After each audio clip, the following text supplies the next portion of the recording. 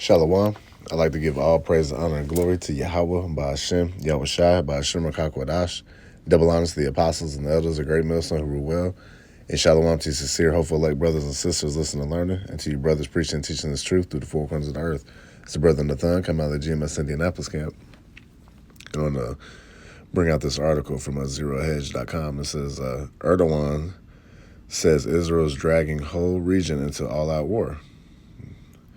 It says the United Nations is warning of catastrophe in Lebanon while Turkey's President Recep Tayyip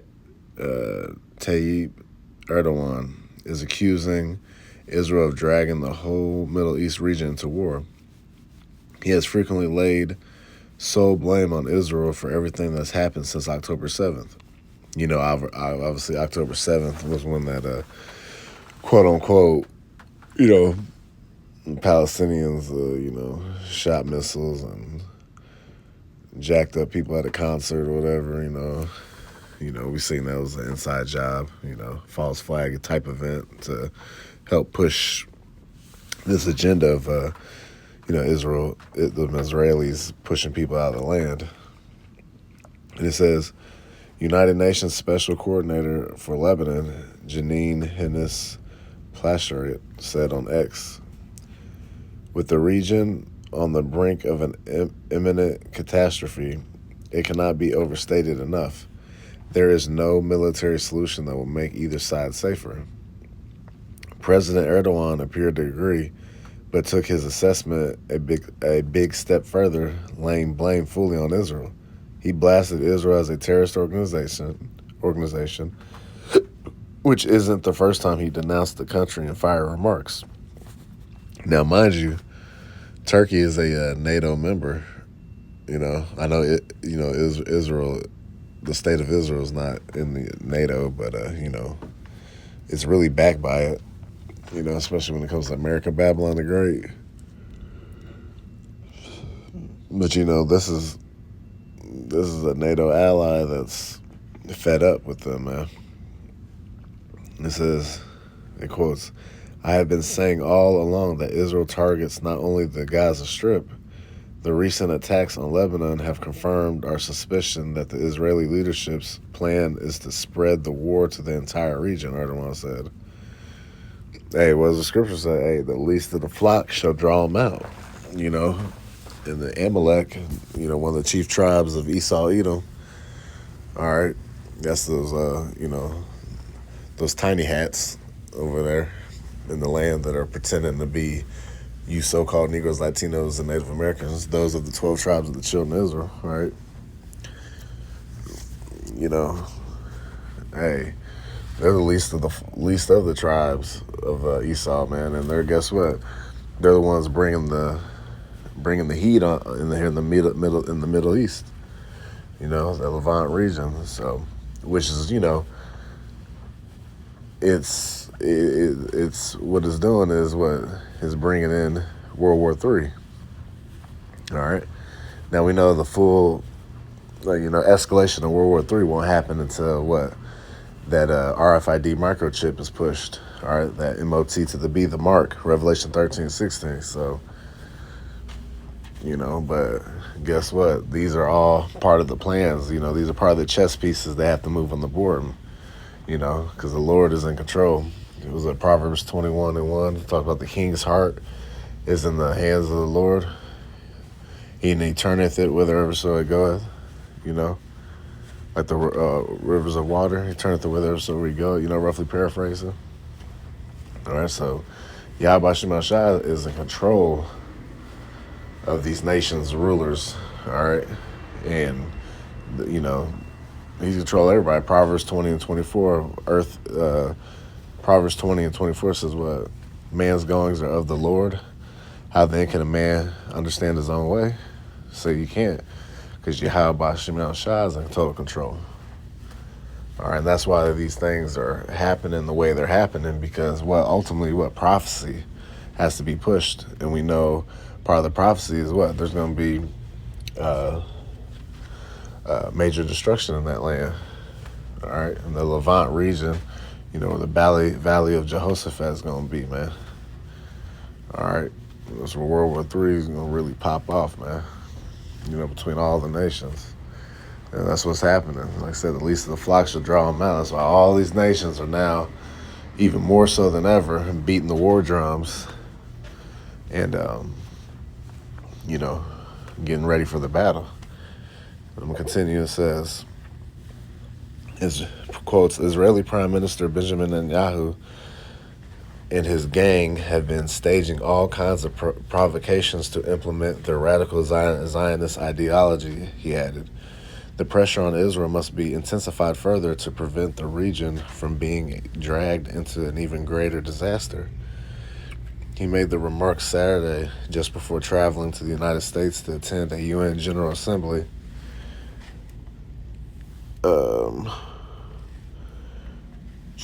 meeting.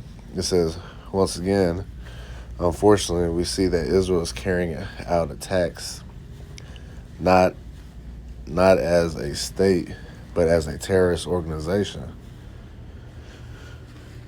It says, this is state terrorism. The latest digital attacks, the explosions of communication devices in Lebanon. And see, that goes to show you too, like that's the technology, that's the power they have. They can blow up your cell devices. Like I said, there's pagers and stuff, so they had that ability to just self-destruct your handheld devices.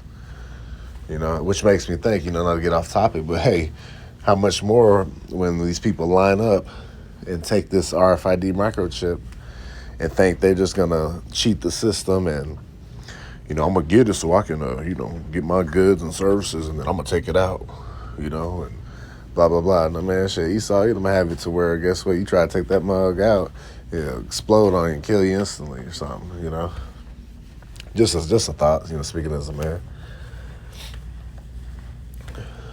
And it says, and our very clear confirmation of this, he described in reference to last Tuesday and Wednesday's pager explosion attacks, which left scores dead in Lebanon and hundreds wounded and injured. With this attack, Israel clearly demonstrated that it does not care about civilians and will try to achieve its mean aims, goals at any cost, Erdogan said. Israel and its supporters have asserted that it was a highly precision operation which took out Hezbollah's members. The Lebanese government has said that children and other bystanders were killed and wounded also in the attack. On Saturday, Israel very clearly intensified its airstrikes on Hezbollah positions in southern Lebanon. Hezbollah retaliated with dozens of rockets in the early Sunday morning hours, targeting Israel's Ramat David Air Base east of Haifa. It's from Twitter. Great. It says the White House has basically given up trying to steer events in the Middle East and is betting the farm on the hope that Israel's government, which turned its Gaza war into a strategic disaster, will somehow prove to be a strategic genius in Lebanon. It says Israel has been forced to close all schools and ban public gatherings across broad swaths of the north. Its military said in total over 100 projectiles were launched from Lebanon Sunday morning. The stated objective of Israel's military leadership at this point is to make the north safe enough for people to permanently return to their homes, but that's still looking far away at this point. See? Because what? Prophecy's going out, man. All right, like I said, the least the flock is draw them out. All right, there's wars and rumors of wars. We'll get a couple of these real quick. We'll start off 2nd Ezra 9. Let's do that. The 2nd Ezra 9 and verse 1, it says, He answered me then and said, Measure thou the time diligently in itself, and when thou seest part of the signs pass, which I have told thee before, right? And how you measuring the times? You're using the measuring stick of what? These prophecies, all right, that's written in the scriptures. That's how we know where we're at. All right, that's how we know we're not in the peace and safety. Nah, we're in the death and destruction and wars and rumors of wars and pestilences and disease, and disasters and earthquakes in diverse places. That's what we're seeing. We're seeing Yahweh Shem Shai bringing judgment upon this earth. Okay? And the Lord is what? He told us aforetime, which is what? Written for our learning, Romans 15:4. All right, so these things were put in here so we know where we're at.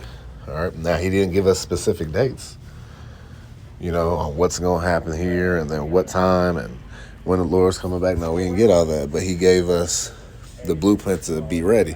Because if he gave us specific dates, this and that and this, then Jake wouldn't take this thing serious. They'd be like, okay, well, I'm going to get right by this date, Jake will do wickedness all the way up until then, It says, let me get the precept of Habakkuk real quick. This Habakkuk 2 and 3 says, for the vision is yet for an appointed time. And that vision was going to be a prophecy, right? Is yet for an appointed time. But at the end it shall speak and not lie. Though it tarry, wait for it, because it will surely come, it will not tarry. Right, as these prophecies start to happen and they're happening right in front of us, we got to understand that, hey, it's something Yahweh Shem Shai's time, all right, not ours. All right, because though it seems like it might be taking a while, but in the scheme of things, it's not. The Lord is speeding things up and making things happen. That's why it's an exciting time. What a time to be alive, especially if you're an Israelite, not only just an Israelite, but a believer in Yahweh Shem Shai. All right, because these are the things we've been talking about, we've been waiting on. We've been waiting for all hell to break loose and the divisions among the people and, the wars, the rumors of wars, the earthquakes in diverse places. All right, we're seeing it, the uproars of the people. It's happening right before our face. All right, as we speak, right, as I speak right now, the things are happening. All right, because what? Yahweh Shem Shai said, it will surely come, it will not tarry. Okay? And we'll go back to 2 Ezra 9 and 2. Then shalt thou understand that it is the very same time wherein the highest will begin to visit the world, which what? He made. Therefore, when there shall be seen earthquakes and uproars of the people in the world, then shalt thou well understand that the Most High spake of those things from the days that were before thee, even from the beginning. Isaiah 46 and 10 talks about what? That Yahweh Shem Shai declared the end from the beginning. And the things of the ancient times that have not come to pass, roughly paraphrasing. And the Lord said, what? I will do all my pleasure. See, at the end of the day, this is Yahweh Shem Shai's pleasure to do this. All right? This is his movie, and he's going to play out exactly how the script was written. Verse 5, for like as all that is made in the world hath a beginning and an end, and the end is manifest. See? And the end is manifest. We're seeing it. All right? It's getting exciting, as this thing progresses. But, as the evil days draw nigh, man, this is time to what? Seek you, the Lord, while he may be found. Call upon him while he's near. Isaiah 55 and 6. And how is he near? Through the men of the Lord that he set up. All right? The men of Yahweh Shem Shai. Through the electronic epistles, through being out there on the the highways and byways.